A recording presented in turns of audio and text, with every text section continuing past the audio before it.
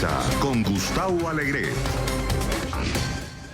Estados Unidos es el tercer país con más casos de coronavirus. Trump se debate entre el aislamiento total y no poner freno definitivo a la economía. América Latina teme que la crisis del COVID-19 pueda ser un nuevo detonante de estallido social. ¿Por qué? Pompeo llegó a Kabul para intentar salvar el acuerdo con los talibanes. ¿Logrará desbloquearlo en medio de la crisis política interna? Comienza Club de Prensa con Gustavo Alegret. Bienvenidos a Club de Prensa, el espacio de análisis de NTN24, con los mejores analistas y corresponsales en Washington y en todo el mundo. Pueden volver a escuchar este programa si se suscriben a nuestro podcast. Estamos en Apple y Spotify. Y háganos llegar sus opiniones, sus comentarios para lo que escucha en el programa o lo que usted piensa. Estamos en la cuenta de Twitter Club Prensa NTN24. La próxima hora de análisis de esta actualidad la vamos a compartir con quienes ya nos acompañan hoy desde Washington y Buenos Aires, en la capital argentina. Cuando son las 11:34 de la mañana, saludamos a Sebastián Fest. Es periodista, trabaja en Buenos Aires. Sebastián, gracias por estar con nosotros. Bienvenido a Club de Prensa. Hola Gustavo, ¿cómo estás? Un placer volverte a ver. Gracias por estar con nosotros. Y también aquí en el estudio en Washington saludamos al profesor Eric Langer. Es profesor de Historia en la Universidad de Georgetown. Profesor Langer, ¿cómo está? Muy buenos días. Siempre un placer. Gracias por estar con nosotros. El día en el que nos fijamos para comenzar el programa en Estados Unidos. Es ya el tercer país con más infectados y la cifra continúa. Lo que los expertos buscan es cómo reducir, cómo aminorar el crecimiento de esa fatídica curva de infectados a la que acompaña inevitablemente el número de muertes. La administración estadounidense aplica medidas, algunos creen que no son las suficientes. En las últimas horas el presidente Trump ha vuelto a dirigirse a los estadounidenses para decirles sumariamente dos cosas. La primera, lo peor está por venir, pero la segunda, pasará pronto y Estados Unidos volverá a estar abierto a los negocios en un momento en el que nadie está hablando de los negocios. Más bien lo que hacen, lo que dicen los gobiernos es la importancia de aplicar medidas restrictivas, medidas sanitarias y proveer a los médicos, a las enfermeras, a los centros hospitalarios los equipos necesarios. Y es que esa curva, profesor, no ha conseguido descender de momento, pero el presidente lanza un mensaje de optimismo. ¿Está justificado en este momento ese mensaje? Por nada, no. Me parece que debe haber más bien un liderazgo diferente y eso es que decir que sí hay que hacer sacrificios, ahora hay que poner la economía en coma, en realidad, para después resucitarla, porque lo más importante es la salud de los ciudadanos, no es la economía. Eso me parece una falta tremenda de liderazgo por parte del presidente Trump, porque eso de optimismo sí, obviamente en algún momento va a pasar, pero eso no es la cosa ahora. La cosa ahora es decir, ¿qué hay que hacer? ¿Cómo hay que actuar? ¿Cómo hay que portarse? ¿Cómo cambiar esa curva? Porque esa curva, como decías, es exponencial todavía. Quiere decir que está creciendo así y lo que tiene que hacer es más bien que la curva, que la gente infectada se vuelva menos y menos y no han logrado eso todavía. Entonces, las medidas más severas todavía vienen acá, como ya hemos visto en Europa. Estamos como a 2-3 semanas atrasadas de Europa y lo estamos haciendo peor. Obviamente es un país muy grande, hay un federalismo también que lo hace más difícil, pero igual me parece una falta total de un liderazgo coherente. Hablando de infecciones, tengo unos datos, se los doy de manera resumida, que han distribuido laboratorios que se dedican precisamente a la investigación de la cura de este tipo de virus. Y lo que dicen es que una persona contagiada, sin ningún tipo de medidas de confinamiento, de control, de limpieza, de higiene, infecta de media en 5 días a 2,5 personas. Y en 30 días esas infecciones se han multiplicado hasta 406 personas infectadas. en el 75% de contacto menos, es decir, que se aplica confinamiento, una persona contagiada contagia en 5 días a 0,6 personas y en 30 días a 2,5 personas. Es decir, que en 30 días sin normas o con un 75% de control social pasamos de 2,5 personas infectadas a 406 si no se aplican las medidas. Sebastián. Sí, Gustavo, no sé si te escucho bien. ¿Me decías? ¿Hola? Que me gustaría conocer tu opinión al respecto del liderazgo que está teniendo la administración Trump y particularmente el presidente de Estados Unidos en la defensa de la economía en un momento en el que las medidas de distancia social parecen más necesarias que nunca. Sí, se había cortado el final de tu frase. A ver, yo creo que ahí es evidente que Trump tiene no 2 cosas en juego, sino 3. Por un lado el coronavirus, por el otro lado la economía y el tercer factor son las elecciones. Seguramente no se puede decir esto abiertamente, pero Estados Unidos está a 8 meses de definir si Trump sigue en el poder o no, y eso le tiene que importar mucho al hoy presidente de Estados Unidos. Las idas y vueltas, los subes y bajas de la administración Trump respecto de este problema y cómo aún se ve mucha gente en las calles, mucha gente del transporte público, aparentemente órdenes y instrucciones contradictorias según estados, y eso todo indica, según la experiencia que hemos visto de China, de Europa y ahora estamos viendo también en América Latina, que es sumamente peligroso.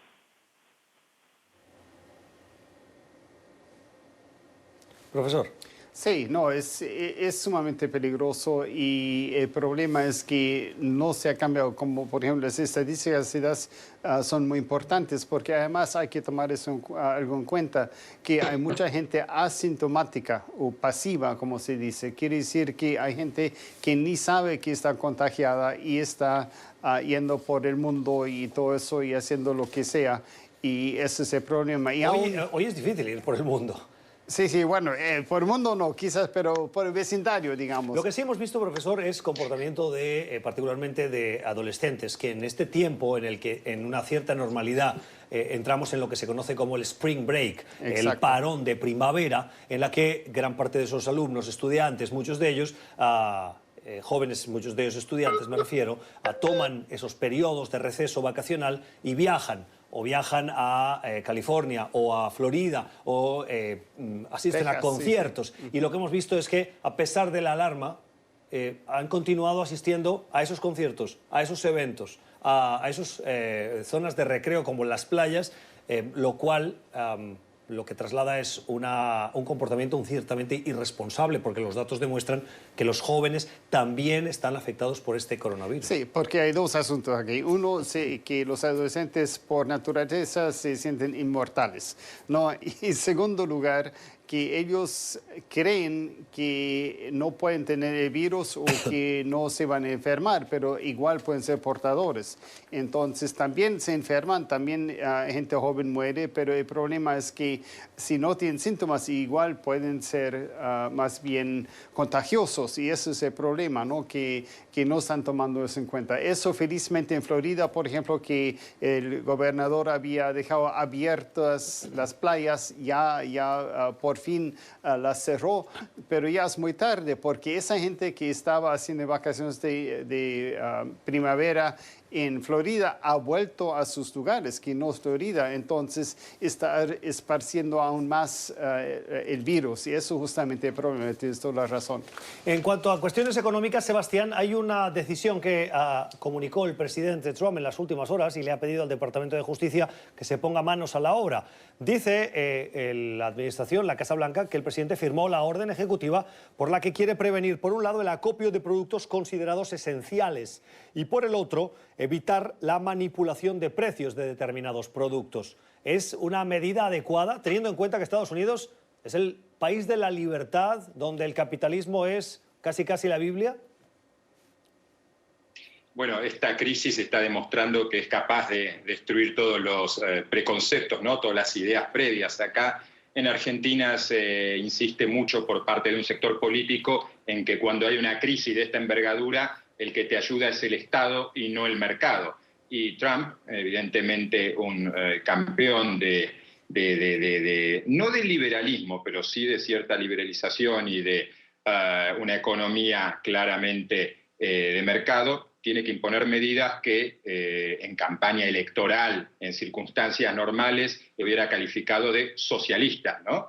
Con todo lo que ese término significa en Estados Unidos. Yo creo que para un territorio tan grande, para un país tan diverso, estas medidas son necesarias, porque es algo que se está dando en todo el mundo. Gente acopiando productos, empresas especulando, precios subiendo en forma desmesurada y enloquecida, un producto tan necesario en esta crisis como es el alcohol en gel, que en muchísimos países no se encuentra, o si se lo encuentra a un precio 15 veces mayor el de hasta hace un mes. Por lo tanto, creo que ahí Trump está acertando. El problema, en todo caso, es la inconsistencia con otras políticas, porque se imponen medidas tan duras, tan inusuales para un aspecto como este, porque hasta ahora permitió que el país siga funcionando con cierta normalidad.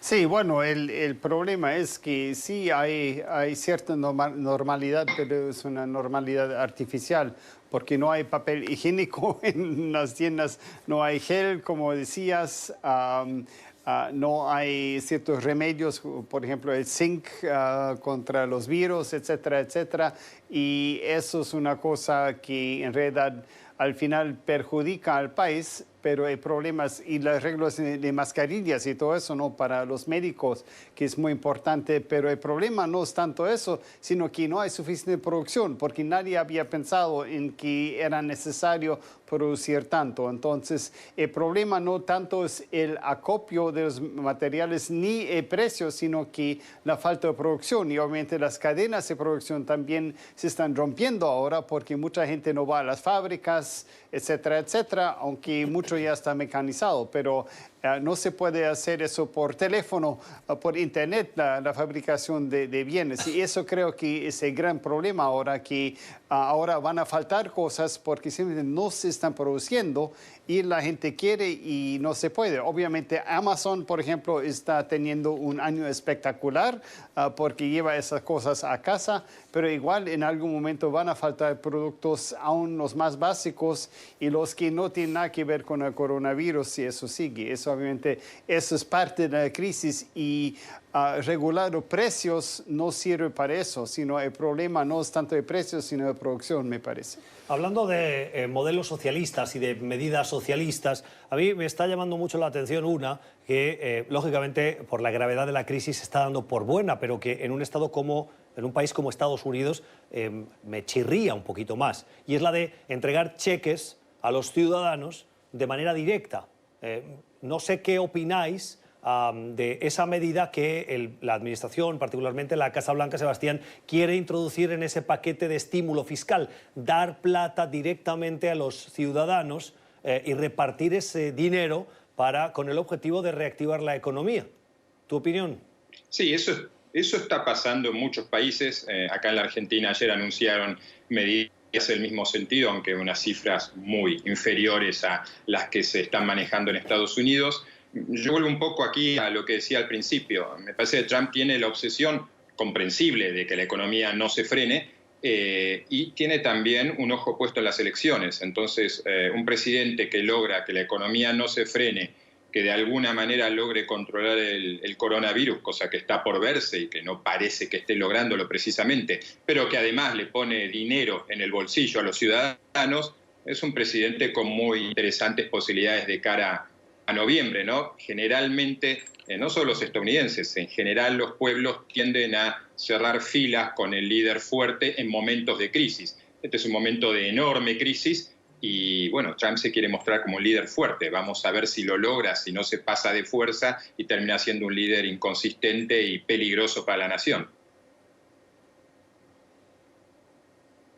Profesor, ¿está de acuerdo que puede ser una oportunidad esta crisis para el presidente Trump? Sí, evidentemente sí.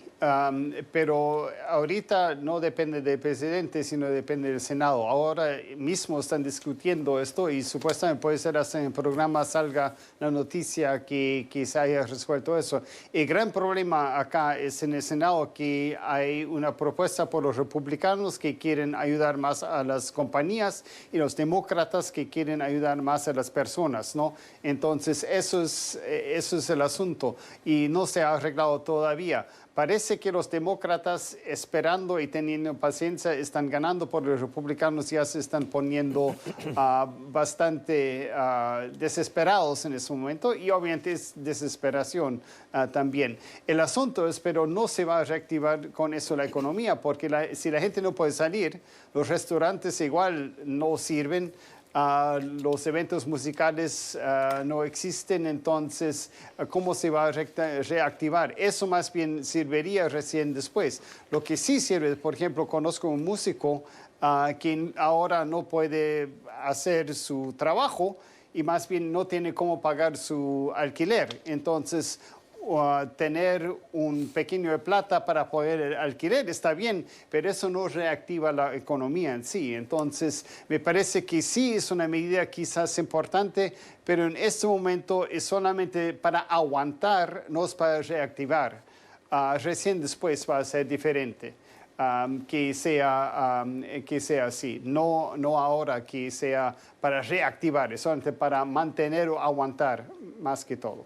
Sebastián, ¿alguna última opinión antes de cerrar este bloque? Sí, yo ahí haría un matiz, ¿no? Creo que un estado natural de los estadounidenses es el estar endeudados. En Estados Unidos te miran mal si no tenés deuda. Esas deudas hay que pagarlas, a menos que se determine que se cancelan o se posponen, como se está haciendo en Francia, se está haciendo en otros países. Por lo tanto, ese dinero que Trump, el Senado o quien fuere le pone en el bolsillo a los estadounidenses, creo que va a ser bien recibido por muchos. Y aún así, si no se llegara a esa medida, Trump siempre puede decirle a sus electores que él quiso ayudarlos. Así que en este caso creo que para él se trata de un win-win en cuanto a imagen y que ese dinero es necesario para la gente.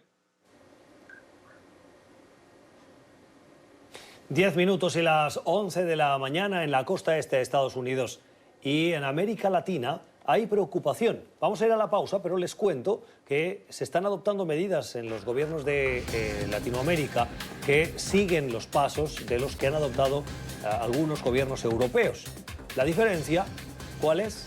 Que el estado de bienestar europeo es mucho más consistente y extenso y las diferencias económicas dentro de la sociedad también, lo cual genera, según los expertos, preocupación de que pueda haber estallidos sociales en algunos países latinoamericanos.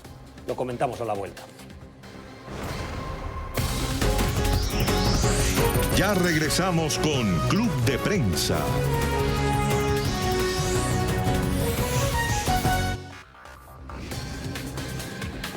Son las 10:56 en Washington. Preocupación, como es normal, de los gobiernos latinoamericanos por la propagación de esta pandemia de COVID-19, el coronavirus, que lo marca todo, lo influye todo y fuerza decisiones que llevan a los gobiernos a pedir confinamiento, por ejemplo, distancia social, limpieza de manos, suspender eventos, cancelar reuniones o obligar a los comercios a cerrar sus puertas con el impacto que esto tiene en la economía y en la sociedad.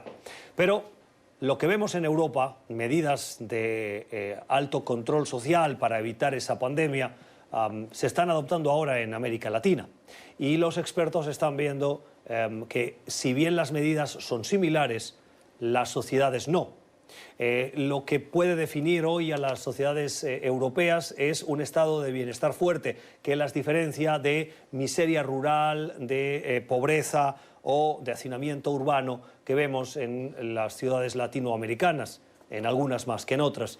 Y eso, dicen, puede llevar a el estallido, en algunas de ellas, estallido social. Sebastián, ¿es una medida o es una predicción que es demasiado alarmista? No, no es demasiado alarmista. Como bien decís, las economías latinoamericanas son por naturaleza desde hace décadas frágiles, lamentablemente, ¿no? Se viven breves periodos de bonanza con profundas depresiones, especialmente en mi país, en la Argentina, y en esta situación, bueno, tiene que salir a proteger a los ciudadanos un Estado que tiene una cantidad de dinero limitada, ¿no? Como para que te des una idea, como para que se den una idea, ayer el gobierno argentino anunció un bono extra para los jubilados, 3.000 pesos, que son 3.000 pesos hoy, $35. Anunció un bono familiar de 10.000 pesos, son poco más de $110. Es decir, las cifras que se manejan acá, es cierto que el dólar ese rinde más en este país y en los países de la región, pero las cifras que se manejan acá dan una idea de la fragilidad. A favor está la intención de proteger a la gente y de llegar hasta el último rincón.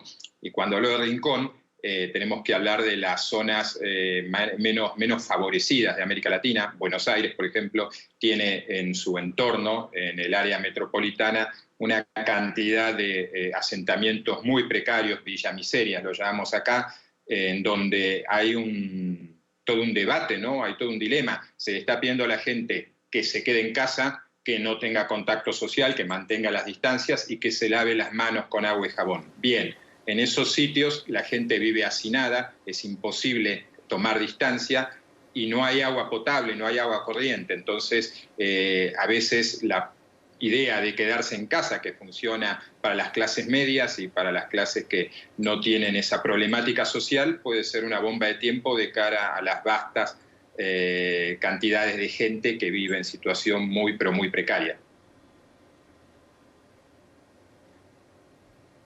Me gustaría que abundásemos un poquito más. Recientemente hace unos meses hubo elecciones en Argentina y precisamente uno de los elementos fundamentales que acabó marcando las decisiones de los ciudadanos fue la economía. El gobierno de Macri no consiguió que las medidas económicas o macroeconómicas que adoptó acabaran llegando al bolsillo de los ciudadanos y estos, pensando en tiempos pasados que pensaban eran mejores, optaron por volver al peronismo. En este caso, el gobierno de Fernández ha tenido que adoptar medidas que probablemente no estaban en sus previsiones. ¿Eso está generando malestar social? Por ahora no. Digamos que el gobierno de Fernández tuvo la virtud, después de una serie de titubeos y de malas actuaciones o presentaciones, declaraciones del ministro de Salud que subestimó la epidemia y que no emitió un discurso correcto, tomó el control el presidente y lo está llevando razonablemente bien, con una oposición que, hay que decirlo, es muy colaboradora y se ha puesto a sus órdenes. Eso para la Argentina es mucho, que es un país tradicionalmente de bloques, enfrentamientos y abismos. Pero bueno, el país está todavía en una especie de dulce final de verano, con buenas temperaturas. Hoy termina un fin de semana extra largo. La gente todavía no ha caído en la cuenta de que la vida le cambió mucho, y dentro de una semana, cuando la cuarentena continúe y va a continuar más allá del 31 de marzo, ya es prácticamente un hecho que se va a extender hasta mediados de abril por lo menos, y el tiempo cambie y empiece a llover y vengan los primeros fríos y las cifras de muertos, de contagios sigan creciendo, y esto es un dato muy importante, la Argentina está haciendo muy pocos test todavía. Dentro de unas semanas, dentro de unos días, cuando se empiecen a conocer los resultados de los últimos test que se han hecho y se empiecen a sumar nuevas pruebas, la dimensión de la tragedia que están viviendo todos los países va a ser mucho más clara en Argentina, que hoy proporcionalmente tiene muchos menos enfermos que Chile, Uruguay y Brasil. Y además supongo que también se suma el elemento de comprensión social, solidaridad y un cierto miedo a la situación, lo cual hace que ese enojo que en otras circunstancias podría expresarse de una manera mucho más abierta, ahora se vea un poquito más contenido por la comprensión de las circunstancias extraordinarias. Profesor, ¿qué opina? Bueno, estoy totalmente de acuerdo con Sebastián en eso y no solamente en Argentina, sino en otros países también, donde han tomado muchos controles. Por ejemplo, en Perú, que es más bien un estado de excepción ya ahora con militares en las calles, yo sé, de Lima, por ejemplo, donde no dejan salir a la gente, que sí es sumamente importante por alguna razón, y eso es que no hay pues los servicios médicos. Entonces, y hay mucha informalidad. Más que 50% de la población en América Latina trabaja informalmente. Quiere decir que no tiene una forma de llegar a medidas de salud y no hay suficientes hospitales tampoco. Entonces, hay que tomar medidas extremas, pero al mismo tiempo, una vez que empiezan los muertos y todo eso, ¿cómo va a cambiar eso? Porque el gran problema acá es no solamente que hay una crisis de salud, sino que también van a bajar mucho los ingresos, entonces va a haber menos posibilidad de poder acceder hasta a comida en un tiempo, y entonces ese es el gran problema. Entonces sí pueden venir los disturbios más allá de lo que hay ahora, y no importa si hay una cuarentena que está así controlado por los militares o eso. Igual, si la gente ya empieza a tener demasiado hambre, que no tiene comida, que se está muriendo, entonces ese es el gran problema. En los Estados Unidos está en negociación y lleva 2 días largos entre demócratas y republicanos en la administración el paquete de ayuda fiscal. Y, profesor, uno de los elementos que está haciendo fricción y que está evitando que avance y que se consiga aprobar para que lo firme el presidente es el número de controles que los demócratas exigen a los republicanos que se introduzcan para que las corporaciones que reciban esos fondos tengan una contrapartida y asegurarse que el uso es el correcto, para evitar, por ejemplo, lo que sucedió en la crisis del 2008, y es que las corporaciones recibieron fondos de ayudas para reactivar la economía y algunos de los consejos de administración de esas grandes corporaciones se dedicaron a aumentar los bonus, los premios a final de año que reciben los directivos por una gestión de la crisis, lo cual supuso una situación de escarnio público y de protesta, porque esas corporaciones, para superar la crisis, en algunos casos tuvieron que rebajar salarios o despedir a personas. ¿Está justificada en Estados Unidos esa lucha por ese control de esos fondos? Sí, es absolutamente esencial, porque en realidad el dinero que están regalando a la gente o a las corporaciones es mi dinero, el dinero del que paga los impuestos, ¿no? Entonces, sería un crimen volver a hacer eso otra vez, porque al final de cuentas, aumentar el sueldo de un presidente de una compañía que ya es multimillonario no tiene que ver, porque mi dinero tiene que pagar más a él. Y el otro asunto es que en realidad es la gente común que necesita el dinero. No son las corporaciones. Obviamente se necesita empleo también, entonces para eso se necesitan las compañías. Lo que el presidente Trump dijo es, bueno, no se necesitan controles. Entonces un reportero le preguntó, ¿pero quién va a cuidar eso? Y dice, yo mismo voy a cuidar eso. El problema es que muchos no creemos mucho en el presidente Trump y mucho menos en sus controles, porque más bien él tiene todavía control sobre supuestamente sus hijos tienen, pero él gana de sus empresas, que muchos son hoteles y todo eso, que están sufriendo muchísimo ahora. Entonces, ese paquete puede hasta ayudar al mismo presidente, que sería una cosa inusitada en la historia de Estados Unidos. Sebastián, teniendo en cuenta la fragilidad de las finanzas públicas de los gobiernos de América Latina y viendo lo que está sucediendo en Estados Unidos, en ese debate sobre cuál tiene que ser la mejor respuesta fiscal, ¿cuál crees que debería ser, en el caso de esos gobiernos latinoamericanos, la mejor respuesta? ¿Bajar impuestos, entregar plata directamente al bolsillo de los ciudadanos, apoyar a las corporaciones con ayudas directas para garantizar la creación de empleo? ¿Qué crees que deberían hacer esos gobiernos, teniendo en cuenta que su situación financiera es distinta a la de Estados Unidos? Bueno, es una pregunta complicada porque los propios gobiernos están intentando ver cuál es el mejor camino, pero me parece que lo mejor es combinar todas esas posibles medidas, ¿no? No es un momento para ser dogmáticos, para tomar posiciones de talibán, sino que hay que ser inteligente. Como esta crisis se mueve y cambia día a día, hay que combinar un poco todo. Es importante, sin dudas, ponerle dinero al bolsillo a la gente, es importante aliviar a las empresas y es importante de ese modo, por esa razón, hacer rebajas fiscales. Ahora, la pregunta es, ¿cuánto tiempo se puede sostener eso y qué queda una vez que esta crisis haya pasado, que no sabemos cuándo va a pasar. Lo que dijo el otro día el presidente Alberto Fernández, y no es el único líder político que lo ha dicho, es que esta crisis está demostrando que los dogmas de déficit cero ya no se sostienen, que no es momento para pensar esto. La propia Unión Europea decidió que el dinero que se está gastando, que es muchísimo, que se va a invertir, más que gastar, que se va a invertir, no computa para todo lo que son los objetivos de déficit en la Unión Europea. Me gustaría hacerte un breve apunte, porque me parece que hay un país muy interesante del continente, que es Chile. Los chilenos están desde octubre en las calles y no lograban devolverlos a sus casas, y es el coronavirus el que los ha devuelto a sus casas, y en el Palacio de la Moneda hay un presidente con la popularidad por el piso, pero que tiene más poderes que nunca. Es una de las paradojas de esta crisis. Paradojas que no es la única, nos ha dejado varias y también ha revelado la capacidad de liderazgo de algunos mandatarios latinoamericanos y también, digámoslo, del resto del mundo. Bueno, vamos a ir a la primera pausa. Ustedes están viendo Club de Prensa. Hoy lo estamos compartiendo con Sebastián Fest desde Buenos Aires, Argentina, y con el profesor Eric Langer, profesor de Historia de la Universidad de Georgetown, aquí en el estudio de Washington. Ya regresamos.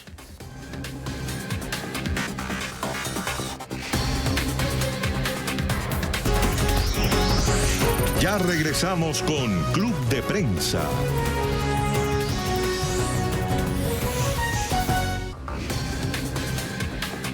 Seguimos en Club de Prensa, hoy con el profesor Eric Langer y con Sebastián Fest, periodista desde Buenos Aires, fijándonos en la actualidad que, como decíamos en el segmento anterior, lo afecta todo, lo cambia todo, lo altera todo, hasta los Juegos Olímpicos. Hemos visto cantidad de eventos, competiciones deportivas que se han tenido que suspender.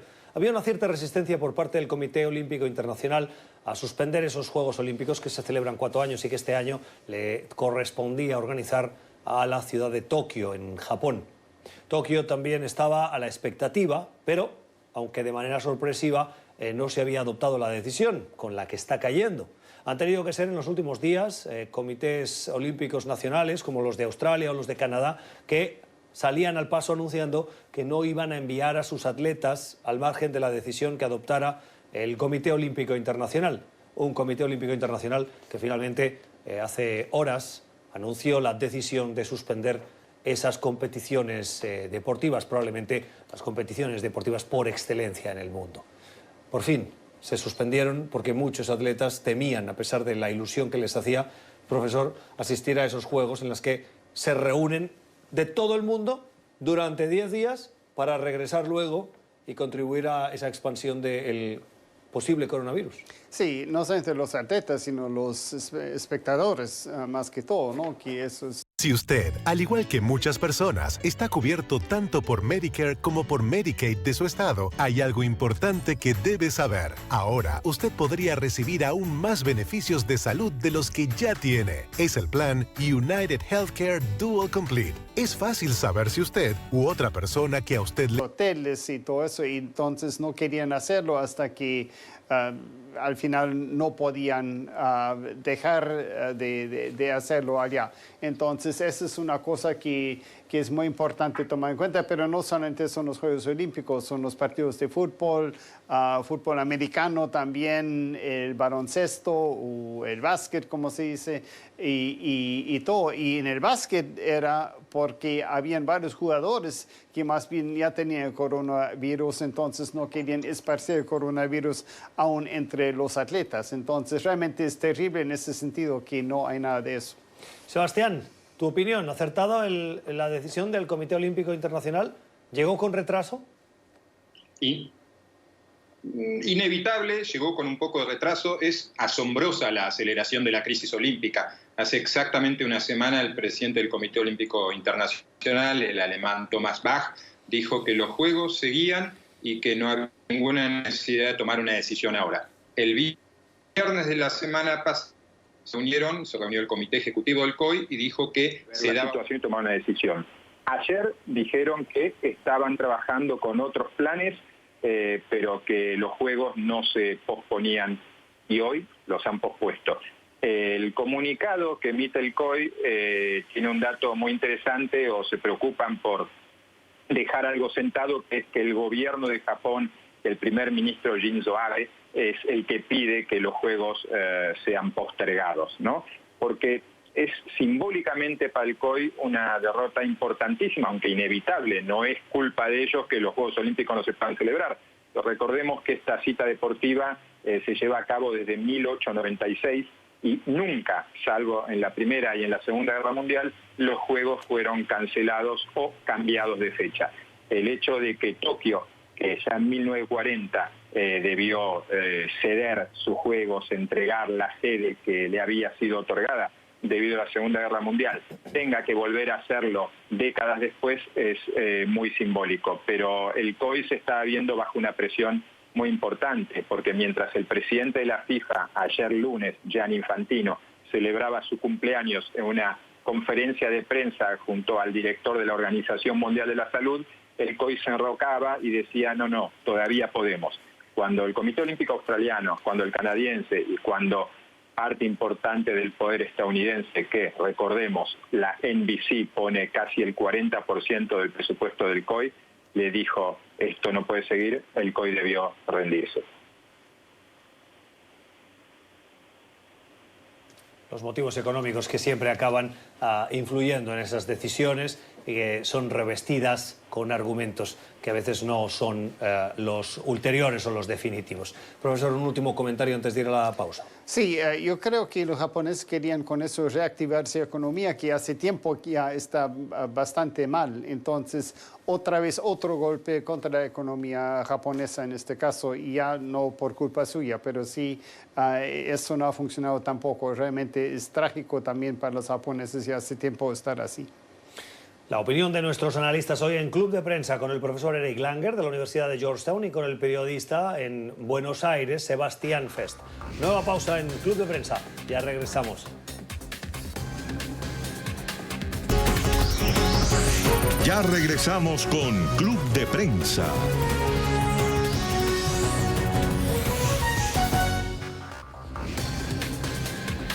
Son las 7:54 de la tarde en Kabul, en Afganistán, donde lo que tenía que ser el principio de acuerdo para una paz entre los talibán y Estados Unidos parece que está poniéndose en riesgo. Lo que ha pasado en las últimas horas es que dos candidatos, el presidente actual y el candidato de oposición, han dicho que ganaron las últimas elecciones y están diciendo que son los legítimos presidentes del país. Esa diferencia, que se ahonda cada día más, esa crisis política, ha puesto en riesgo el acuerdo de paz que fue anunciado a bombo y platillo por parte de la administración Trump con los talibán y que abría la puerta a uno de los deseos del mandatario estadounidense, y es el de retirar las tropas de Afganistán. En las últimas horas, a pesar de la crisis del coronavirus, el secretario de Estado Mike Pompeo ha tenido que viajar a Kabul con el propósito de buscar una solución. Pero la única solución que ha encontrado frente a la cerrazón de los líderes locales es la de suspender un paquete de ayuda comprometida como parte de ese acuerdo de paz de $1.000 millones que tenía que contribuir a crear una sociedad menos violenta y más, si se puede decir así, democrática. ¿Va a conseguir Estados Unidos revertir el curso de los acontecimientos, profesor, para que ese acuerdo de paz firmado realmente se implemente? Bueno, es un hueso muy duro de roer. No sé si se va a poder, porque el gran problema fue que Estados Unidos hizo su acuerdo primero. Y ya eso ha terminado y ha prometido algo que no podía prometer, que eran soltar a 5.000 talibanes que eran prisioneros. Y el gobierno afgano no sabía de eso y después, bueno, pues, lo tienen que hacer. Pero el problema es que el gobierno mismo dice que eso es lo único que tiene para obligar a los talibanes a acatarse a esto y tener paces con ellos. Entonces dicen que no. Y como dices, se agrega en la crisis de gobierno porque el antes vicepresidente dice que él más bien ganó las elecciones. Entonces hay dos gobiernos en este momento en Kabul diciendo que son legítimos y con quién puede más bien entonces tener una negociación, si ni se sabe quién es el gobierno. Sebastián. A ver, esta es una situación que demuestra que podremos estar en medio de una pandemia de coronavirus, pero que el mundo sigue funcionando con viejo reflejo, por decirlo de alguna manera, ¿no? La situación de Afganistán es la de un país en guerra, en conflicto, desde hace 4 décadas.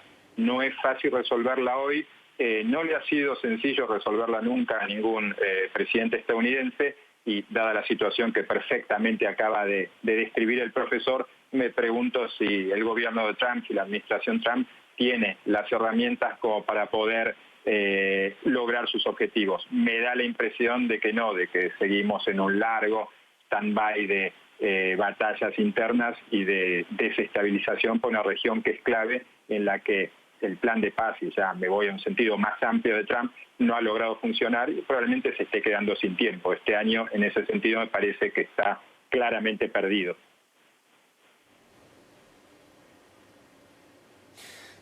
Esto es Club de Prensa, hoy con Sebastián Fes desde Buenos Aires y con el profesor Eric Langer desde Washington en el estudio de NTN24.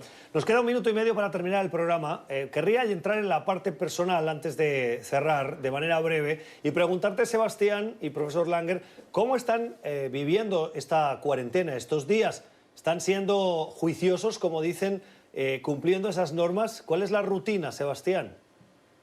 Bueno, mi rutina es la de levantarme a la misma hora que solía levantarme cuando esta realidad no se había impuesto, escribir, trabajar, tratar de conseguir información, cada tanto salir para poder contar lo que está sucediendo en este país para el diario El Mundo de España, el que soy corresponsal, y tratar también de mantenerme activo porque esta cuarentena en Argentina, y no solo aquí, va para largo y necesitamos que el día que salgamos podamos estar más o menos en forma, pero no me quejo, no me quejo. Profesor, de manera breve, por favor. Bueno, lo bueno es que yo trabajo en casa y estoy dando clases en línea y eso funciona mucho mejor de lo que pensaba. Mi esposa es experta en eso, entonces me ha dado muchos consejos. Y saco el perro, lo que más me hace falta es más bien ir al gimnasio. Entonces tengo que mantenerme en forma, todavía no tengo una rutina para eso. Esto de los perros, y con esto terminamos, he visto estos días muchos memes que dicen, muchos chistes en redes sociales que muestran a perros absolutamente agotados, particularmente en sociedades donde el confinamiento es obligatorio y que la excepción la ofrece el perro, la posibilidad de sacarlo a pasear. Pero bueno, hasta aquí nuestro Club de Prensa de hoy, que hemos compartido con las opiniones del profesor Eric Langer desde Washington y de Sebastián Fes desde Buenos Aires. Gracias por acompañarnos y a ustedes por sintonizarnos. Nosotros volvemos mañana a la misma hora, como siempre. Les recomendamos, sean juiciosos, cuídense del coronavirus. Hasta mañana.